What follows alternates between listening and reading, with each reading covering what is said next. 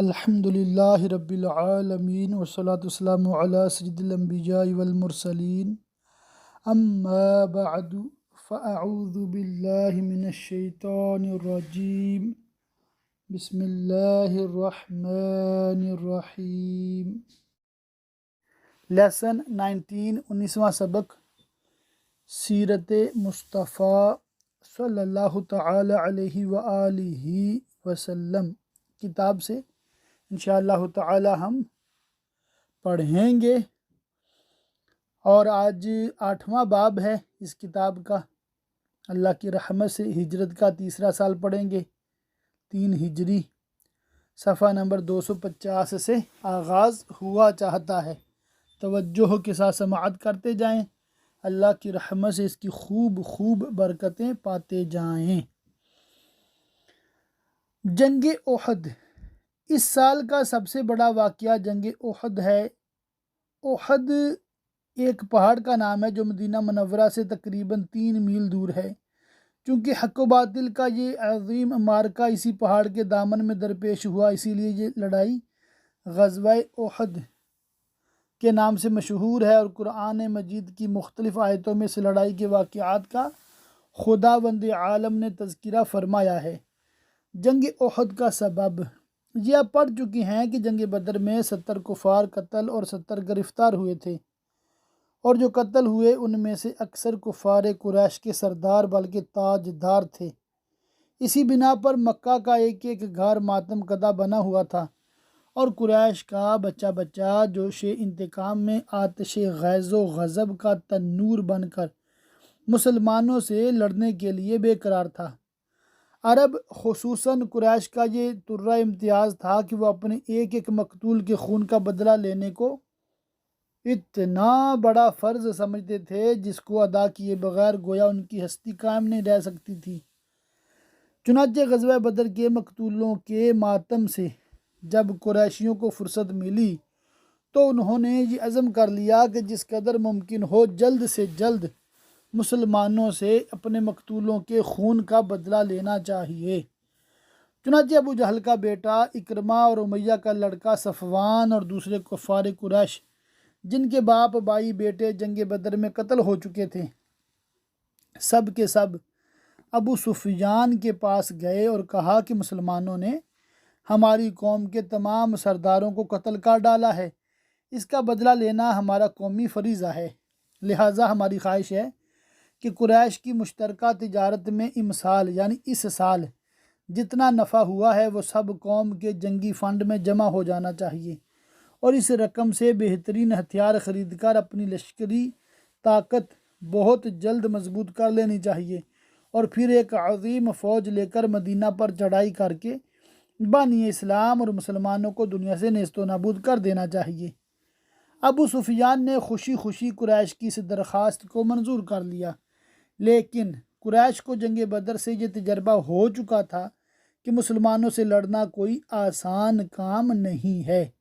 آندھیوں اور طوفانوں کا مقابلہ، سمندر کی موجوں سے ٹکرانا، پہاڑوں سے ٹکر لینا بہت آسان ہے، مگر محمد رسول اللہ صلی اللہ تعالی علیہ وآلہ وسلم کے عاشقوں سے جنگ کرنا بڑا ہی مشکل کام ہے۔ اس لیے انہوں نے اپنی جنگی طاقت میں بہت زیادہ اضافہ کرنا نہایت ضروری خیال کیا۔ چنانچہ ان لوگوں نے ہتھیاروں کی تیاری اور سامان جنگ کی خریداری میں پانی کی طرح روپیہ بہانے کے ساتھ ساتھ پورے عرب میں جنگ کا جوش اور لڑائی کا بخار پھیلانے کے لیے بڑے شاعروں کو منتخب کیا جو اپنی آتش بیانی سے تمام قبائل عرب میں جوش انتقام کی آگ لگا دیں۔ عمر جمحی اور مصافع یہ دونوں اپنی شاعری میں طاق اور آتش بیانی میں شہرا آفاق تھے۔ ان دونوں نے باقاعدہ دورہ کر کے تمام قبائل عرب میں ایسا جوش اور اشتعال پیدا کر دیا کہ بچہ خون کا بدلہ خون کا بدلہ خون کا نعرہ لگاتے ہوئے مرنے اور مارنے پر تیار ہو گیا، جس کا نتیجہ یہ ہوا کہ ایک بہت بڑی فوج تیار ہو گئی۔ مردوں کے ساتھ ساتھ بڑے معزز اور مالدار گھرانوں کی عورتیں بھی جوش انتقام سے لبریز ہو کر فوج میں شامل ہو گئیں جن کے باپ، بھائی، بیٹے، شوہر جنگ بدر میں قتل ہوئے تھے۔ ان عورتوں نے قسم کھا لی تھی کہ ہم اپنے رشتہ داروں کے قاتلوں کا خون پی کر ہی دم لیں گی۔ حضور صلی اللہ تعالی علیہ وآلہ وسلم کے چچا حضرت حمزہ رضی اللہ تعالی عنہ نے ہند کے باپ عتبہ اور جبیر بن مطعم کے چچا کو جنگ بدر میں قتل کیا تھا۔ اس بنا پر ہند نے وحشی کو، جو جبیر بن مطعم کا غلام تھا، حضرت حمزہ رضی اللہ تعالی عنہ کے قتل پر آمادہ کیا اور یہ وعدہ کیا کہ اگر اس نے حضرت حمزہ رضی اللہ تعالی عنہ کو قتل کر دیا تو وہ اس کارگزاری کے صلہ میں آزاد کر دیا جائے گا۔ مدینہ پر چڑھائی۔ الغرض بے پناہ جوش و خروش اور انتہائی تیاری کے ساتھ لشکر کفار مکہ سے روانہ ہوا اور ابو سفیان اس لشکر جرار کا سپہ سالار بنا۔ حضور صلی اللہ تعالی علیہ وآلہ وسلم کے چچا حضرت عباس رضی اللہ تعالیٰ عنہ جو خفیہ طور پر مسلمان ہو چکے تھے اور مکہ میں رہتے تھے، انہوں نے ایک خط لکھ کر حضور صلی اللہ تعالی علیہ وآلہ وسلم کو کفار قریش کی لشکر کشی سے مطلع کر دیا۔ جب آپ صلی اللہ تعالی علیہ وآلہ وسلم کو یہ خوفناک خبر ملی تو آپ نے 5 شوال 3 ہجری کو حضرت عدی بن فضالہ رضی اللہ تعالیٰ عنہ کے دونوں لڑکوں حضرت انس اور حضرت مونس رضی اللہ تعالیٰ عنہما کو جاسوس بنا کر کفار قریش کے لشکر کی خبر لانے کے لیے روانہ فرمایا۔ چنانچہ ان دونوں نے آ کر یہ پریشان کن خبر سنائی کہ ابو سفیان کا لشکر مدینہ کے بالکل قریب آ گیا ہے اور ان کے گھوڑے مدینہ کی چراگاہ یعنی عریض کی تمام گھاس چر گئے۔ مسلمانوں کی تیاری اور جوش۔ یہ خبر سن کر 14 شوال 3 ہجری جمعہ کی رات میں حضرت سعد بن معاذ و حضرت اسید بن حضیر و حضرت سعد بن عبادہ رضی اللہ تعالی عنہم ہتھیار لے کر چند انصاریوں کے ساتھ رات بھر کاشانہ نبوت کا پہرا دیتے رہے اور شہر مدینہ کی اہم ناکوں پر بھی انصار کا پہرا بٹھا دیا گیا۔ صبح کو حضور صلی اللہ تعالی علیہ وآلہ وسلم نے انصار و مہاجرین کو جمع فرما کر مشورہ طلب فرمایا کہ شہر کے اندر رہ کر دشمنوں کی فوج کا مقابلہ کیا جائے یا شہر سے باہر نکل کر میدان میں یہ جنگ لڑی جائے۔ مہاجرین نے عام طور پر انصار میں سے بڑے بوڑھوں نے یہ رائے دی کہ عورتوں اور بچوں کو قلعوں میں محفوظ کر دیا جائے اور شہر کے اندر رہ کر دشمنوں کا مقابلہ کیا جائے۔ منافقوں کا سردار عبداللہ بن ابی بھی اس مجلس میں موجود تھا۔ اس نے بھی یہی کہا کہ شہر میں پناہ گیر ہو کر کفار قریش کی حملوں کی مدافعت کی جائے، مگر چند کم سن نوجوان جو جنگ بدر میں شریک نہیں ہوئے تھے اور جوش جہاد میں آپے سے باہر ہو رہے تھے، وہ اس رائے پر اڑ گئے کہ میدان میں نکل کر ان دشمنان اسلام سے فیصلہ کن جنگ لڑی جائے۔ حضور صلی اللہ تعالی علیہ وآلہ وسلم نے سب کی رائے سن لی، پھر مکان میں جا کر ہتھیار زیب تن فرمایا اور باہر تشریف لائے۔ اب تمام لوگ اس بات پر متفق ہو گئے کہ شہر کے اندر ہی رہ کر کفار قریش کی حملوں کو روکا جائے، مگر حضور صلی اللہ علیہ وآلہ وسلم نے فرمایا کہ پیغمبر کے لیے یہ زیبا نہیں ہے کہ ہتھیار پہن کر اتار دے۔ سبحان اللہ۔ یہاں تک کہ اللہ تعالیٰ اس کے دشمنوں کے درمیان فیصلہ فرما دے۔ اب تم لوگ خدا کا نام لے کر میدان میں نکل پڑو۔ اگر تم لوگ صبر کے ساتھ میدان جنگ میں ڈٹے رہو گے تو ضرور تمہاری فتح ہوگی۔ پھر حضور صلی اللہ تعالیٰ علیہ وآلہ وسلم نے انصار کے قبیلہ اوس کا جھنڈا حضرت اسید بن حضیر رضی اللہ تعالیٰ عنہ کو اور قبیلہ خزرج کا جھنڈا حضرت خباب بن منظر رضی اللہ تعالیٰ عنہ کو اور مہاجرین کا جھنڈا حضرت علی رضی اللہ تعالیٰ عنہ کو دیا اور 1000 کی فوج لے کر مدینہ سے باہر نکلے۔ سبحان اللہ۔ حضور صلی اللہ تعالی علیہ وآلہ وسلم نے یہود کی امداد کو ٹھکرا دیا۔ شہر سے نکلتے ہی آپ نے دیکھا کہ ایک فوج چلی آ رہی ہے۔ آپ نے پوچھا کہ یہ کون لوگ ہیں؟ لوگوں نے عرض کیا کہ یا رسول اللہ عز و جل و صلی اللہ تعالیٰ علیہ وآلہ وسلم، یہ رئیس المنافقین عبداللہ بن ابی کے حلیف یہودیوں کا لشکر ہے جو آپ کی امداد کے لیے آ رہا ہے۔ آپ نے ارشاد فرمایا کہ ان لوگوں سے کہہ دو کہ واپس لوٹ جائیں، ہم مشرکوں کے مقابلے میں مشرکوں کی مدد نہیں لیں گے۔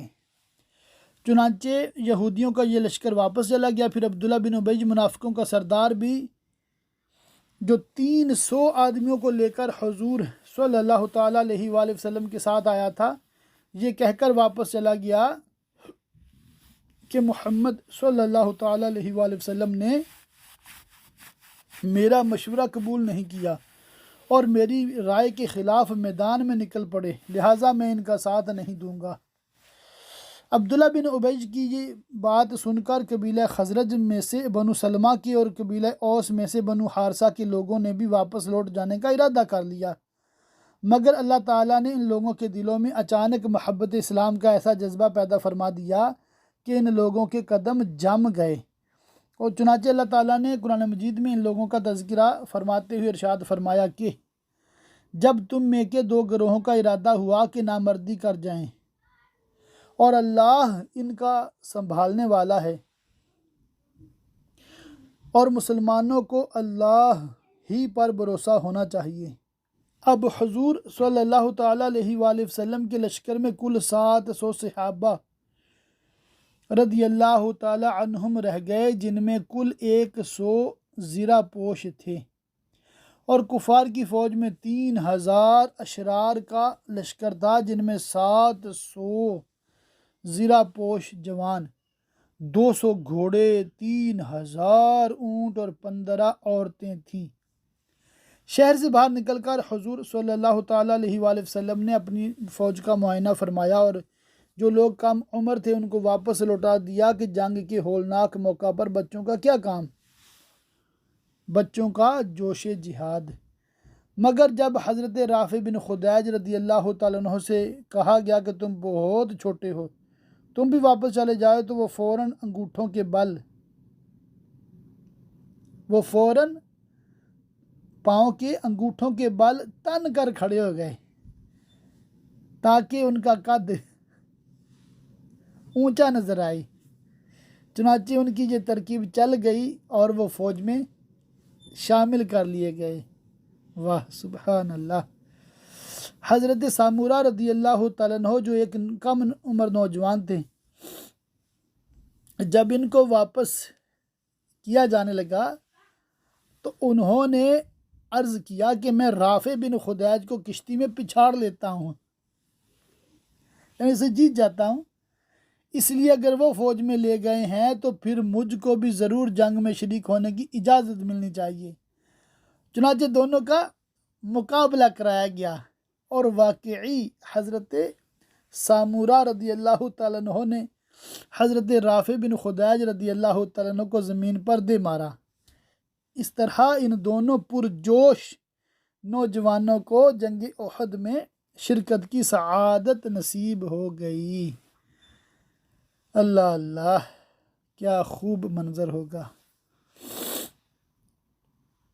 جس وقت تھے خدمت میں ان کی، کچھ اس طرح ہے نا نعت پاک، جس وقت تھے خدمت میں ان کی ابو بکر عمر عثمان علی، اس وقت رسول اکرم کے دربار کا عالم کیا ہوگا۔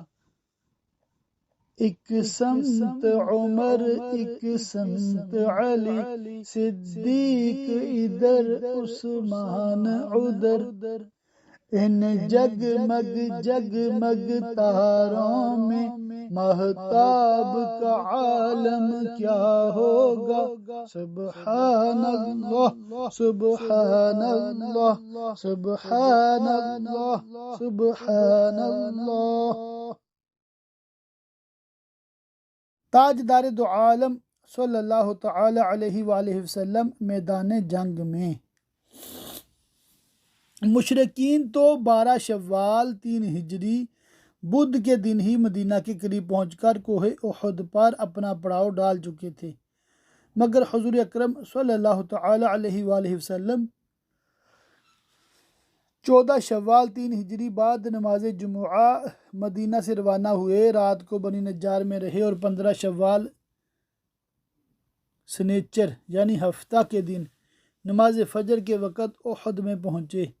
حضرت بلال رضی اللہ تعالیٰ عنہ نے اذان دی اور آپ صلی اللہ علیہ وآلہ وسلم نے نماز فجر پڑھا کر میدان جنگ میں مورچہ بندی شروع فرمائی۔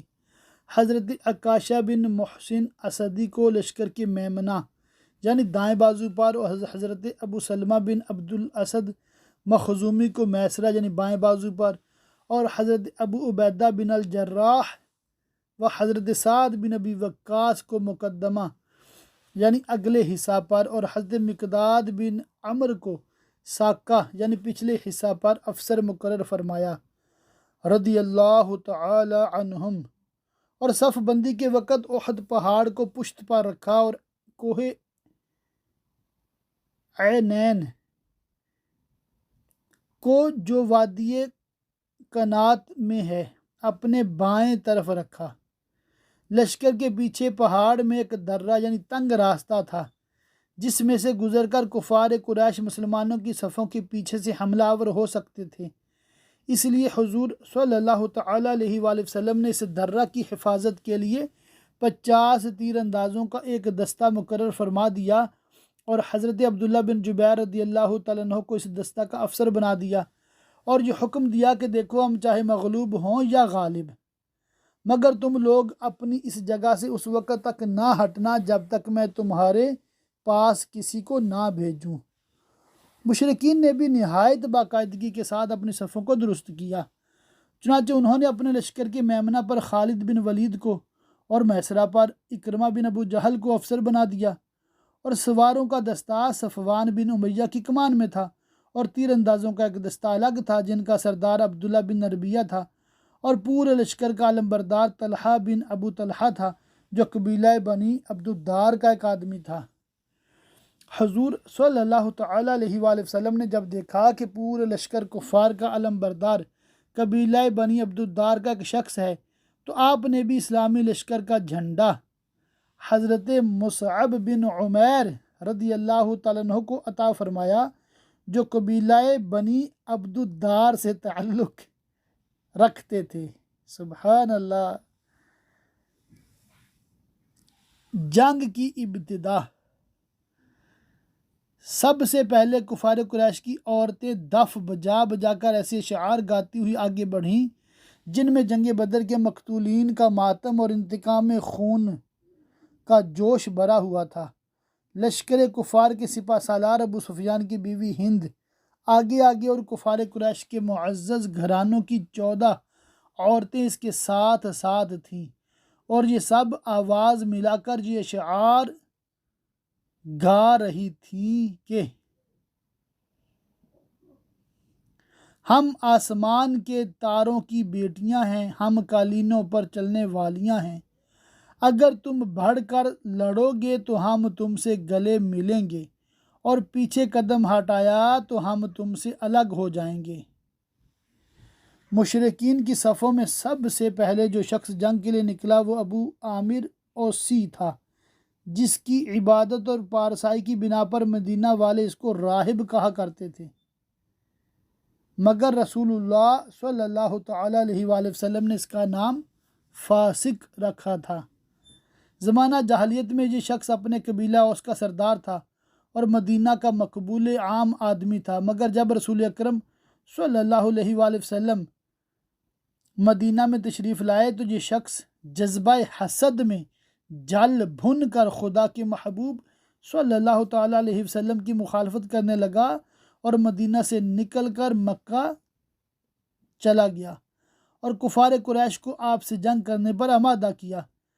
اس کو بڑا بھروسہ تھا کہ میری قوم جب مجھے دیکھے گی تو رسول اللہ صلی اللہ تعالیٰ علیہ وسلم کا ساتھ چھوڑ دے گی، چنانچہ اس نے میدان میں نکل کر پکارا کہ اے انصار، کیا تم لوگ مجھے پہچانتے ہو؟ میں ابو عامر راہب ہوں۔ انصار نے چلا کر کہا ہاں ہاں اے فاسق، ہم تجھ کو خوب پہچانتے ہیں، خدا تجھے ذلیل فرمائے۔ ابو عامر اپنے لیے فاسق کا لفظ سن کر تل ملا گیا، کہنے لگا کہ ہائے افسوس، میرے بعد میری قوم بالکل ہی بدل گئی۔ پھر کفار قریش کی ایک ٹولی جو اس کے ساتھ تھی مسلمانوں پر تیر برسانے لگی۔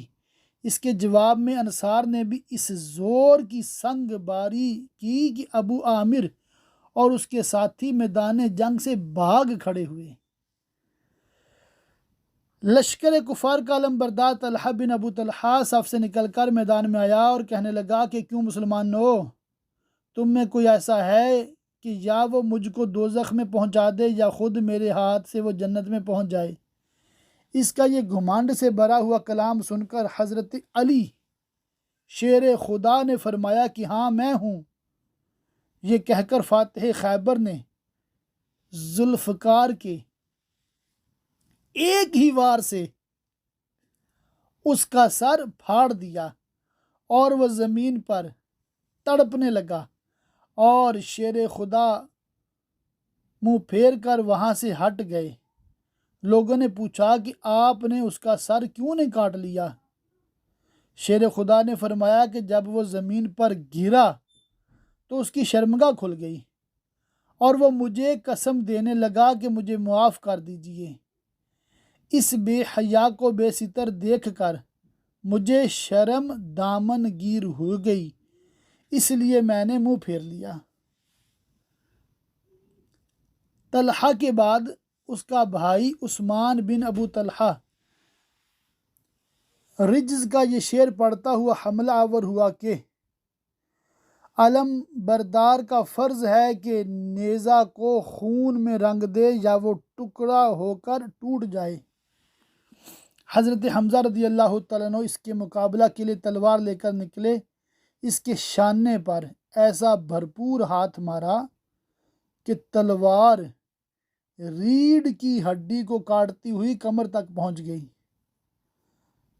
اور آپ کے منہ سے یہ نعرہ نکلا کہ میں حاجیوں کے سیراب کرنے والے عبد المطلب کا بیٹا ہوں۔ سبحان اللہ۔ اس کے بعد عام جنگ شروع ہو گئی اور میدان جنگ میں کشت و خون کا بازار گرم ہو گیا۔ ابو دجانہ کی خوش نصیبی۔ حضور اقدس صلی اللہ تعالیٰ علیہ وآلہ وسلم کی دستے مبارک میں ایک تلوار تھی جس پر یہ شعر کندہ تھا کہ بزدلی میں شرم ہے اور آگے بڑھ کر لڑنے میں عزت ہے، اور آدمی بزدلی کر کے تقدیر سے نہیں بچ سکتا۔ حضور صلی اللہ تعالیٰ علیہ وآلہ وسلم نے فرمایا کہ کون ہے جو اس تلوار کو لے کر اس کا حق ادا کرے؟ یہ سن کر بہت سے لوگ اس سعادت کے لیے لبکے، مگر یہ فخر و شرف حضرت ابو دجانہ رضی اللہ تعالیٰ عنہ کے نصیب میں تھا کہ تاجدار دو عالم صلی اللہ علیہ وآلہ وسلم نے اپنی یہ تلوار اپنے ہاتھ سے حضرت ابو دجانہ رضی اللہ تعالیٰ عنہ کے ہاتھ میں دے دی۔ وہ یہ اعزاز پا کر جوش مسرت میں مست و بے خود ہو گئے اور عرض کیا کہ یا رسول اللہ صلی اللہ تعالیٰ علیہ وآلہ وسلم، اس تلوار کا حق کیا ہے؟ ارشاد فرمایا کہ تو اس سے کافروں کو قتل کرے یہاں تک کہ یہ ٹیڑھی ہو جائے۔ حضرت ابو دجانہ رضی اللہ تعالیٰ عنہ نے عرض کیا یا رسول اللہ عز و جل صلی اللہ علیہ وآلہ وسلم، میں اس تلوار کو اس کے حق کے ساتھ لیتا ہوں۔ پھر وہ اپنے سر پر ایک سرخ رنگ کا رومال باندھ کر اکڑتے اور اتراتے ہوئے میدان جنگ میں نکل پڑے اور دشمنوں کی صفوں کو چیرتے ہوئے اور تلوار چلاتے ہوئے آگے بڑھتے چلے جا رہے تھے کہ ایک دم ان کے سامنے ابو سفیان کی بیوی ہند آ گئی۔ حضرت ابو دجانہ نے ارادہ کیا کہ اس پر تلوار چلا دیں، مگر پھر اس خیال سے تلوار ہٹا لی کہ رسول اللہ صلی اللہ تعالیٰ علیہ وآلہ وسلم کی مقدس تلوار کے لیے یہ زیب نہیں دیتا کہ وہ کسی عورت کا سر کاٹے۔ حضرت ابو دجانہ رضی اللہ تعالیٰ عنہ کی طرح حضرت حمزہ اور حضرت علی بھی دشمنوں کی صفوں میں گھس گئے اور کفار کا قتل عام شروع کر دیا۔ حضرت حمزہ رضی اللہ تعالیٰ عنہ انتہائی جوش جہاد میں 2 دستی تلوار، یعنی دونوں ہاتھوں میں تلوار، سبحان اللہ، مارتے ہوئے آگے بڑھتے جا رہے تھے۔ اس حالت میں سباع غبشانی سامنے آ گیا۔ آپ نے تڑپ کر فرمایا کہ اے عورتوں کا ختنہ کرنے والی عورت کے بچے، ٹھہر کہاں جاتا ہے؟ تو اللہ اور رسول سے جنگ کرنے چلا آیا ہے؟ یہ کہہ کر اس پر تلوار چلا دی اور وہ 2 ٹکڑے ہو کر زمین پر ڈھیر ہو گیا۔ اچھا، یہاں ایک مسئلہ سمجھا دوں، یہ عام طور پہ مشکل ہے، کسی نے سنا ہوگا۔ جملہ کیا ہے؟ اے عورتوں کا ختنہ کرنے والی عورت کے بچے۔ تو مطلب یہ ہے کہ عرب میں لڑکی جو پیدا ہوتی تھی نا، اس کا بھی ختنہ ہوتا تھا، اور جو لڑکا پیدا ہوتا تھا اس کا بھی ختنہ ہوتا تھا، جس کو عام طور پہ پنجابی میں سنتیں بھی کہہ دیتے ہیں۔ تو یہ جو ختنہ کا رواج ہے نا مسلمانوں میں، تو یہ عرب کلچر ہی ہے، یعنی کہ ظاہر سی بات ہے اسلام کی تعلیم سے ہی ہمارے انڈیا پاکستان میں یہ کلچر آیا ہے۔ اچھا، آیا کیا تھا حکم؟ کہ جس طرح لڑکے کا ختنہ ہے نا، اسی طرح لڑکی کا بھی ختنہ ہے، مگر لڑکی کا ختنہ تاکیدی نہیں تھا۔ تو ہمارے انڈیا پاکستان میں کلچر عرب سے ٹوٹل ڈیفرنٹ ہے۔ یہاں پر پردے کے معاملات اور عورتوں کے معاملات بالکل الگ تھلگ ہیں۔ تو یہاں پر علماء نے جب یہ دیکھا اور محسوس کیا کہ یہاں پر اگر مسلمان بچیاں اس طرح ختنہ وغیرہ کرائیں گی تو فتنہ ہوگا، باتیں کریں گے لوگ، تو علماء نے اس کام کی لوگوں کو ترغیب نہیں دی اور یہ کام رک گیا۔ مگر آج بھی کئی اسلامی ممالک میں جس طرح لڑکوں کا ختنہ ہوتا ہے، لڑکیوں کا بھی ختنہ ہوتا ہے۔ تو یہ ضمناً ایک بات میں نے آپ سے شیئر کی ہے، اور امید ہے انشاءاللہ تعالی عالم کورس آپ کر رہے ہیں تو آپ کے لیے بھی یہ چیز مطلب ذہن میں ہونی چاہیے۔